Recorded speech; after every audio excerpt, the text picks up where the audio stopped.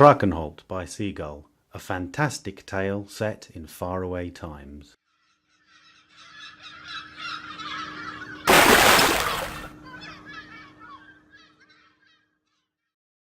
Traakenholt, Episode 3. Following the recent storm, the sea was moving brokenly, and the waves snatched and jerked at the tiny craft, causing it to rock unevenly as it slowly made its way across the surface of the bay, dutifully carrying its two small occupants. Trivian wasn't feeling at all comfortable as he sat in the front of the small rowboat, gripping tightly to the gunwales. However, his fear and confusion had little to do with the water around him. Despite his tender age, he had been out in far worse before. Storms and angry seas are a fact of life for any fisherman, and just as with all other fishers, sons of Tenk, Trivian had already accompanied his father on fishing trips in seas far worse than these. In fact, he felt quite comfortable in the boat, and given the choice would have happily stayed out on the water all day long, rowing back and forth with his companion. It was the imminent end of the journey that was causing the nausea. Wallick, on the other hand, couldn't wait for them to get to their destination.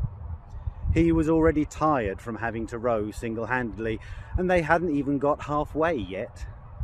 He was only along as a witness, and so didn't really understand how he had ended up doing all the heavy work, whilst Trivian just sat there doing nothing. Neither boy spoke. Indeed, they didn't even make eye contact whenever Wallick briefly glanced over his shoulder to verify that they were still headed the right way.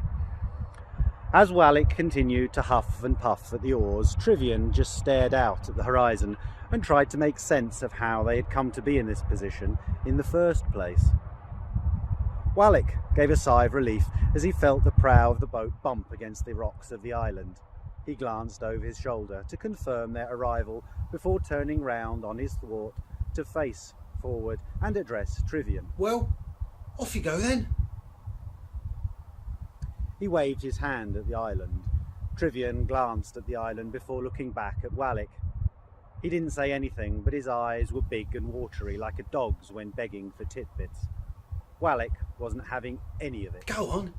If you waste time, then you forfeit and I win. And you know what that means? What? Says who? Says the rules. What rules? Since when? Since forever. That's what the rules always say. That's not what we agreed. What we agreed was you get on the island or I win. So, get on the island or I win. Now, Trivian looked more like a kicked dog.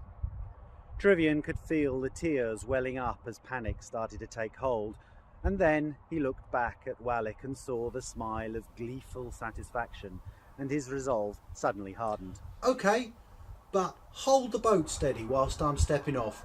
If you make me fall in the water, it ends and you're next.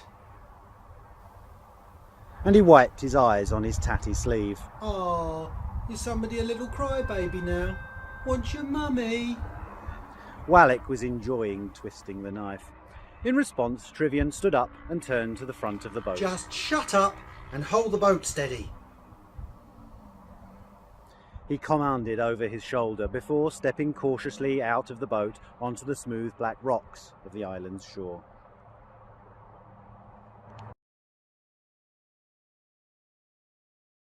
I hope you enjoyed this excerpt from Traakenholt by See Gull.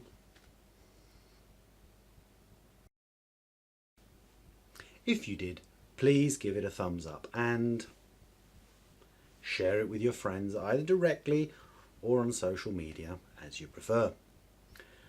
Better still, subscribe to this channel so that you A, never miss a new episode, and B, can watch multiple episodes back to back without interruption. However, if you actually found the background of most interest, please visit the Local channel to learn more about the location used for this episode. Alternatively, you may want to check out some of our other channels which feature other book genres. Obviously, whether you really loved it, aren't quite sure, or honestly found the whole thing a total turn-off, then please write a comment so that we know what needs improvement next time. With all that said, we do look forward to seeing you back here for the next episode, so until next week, bye bye.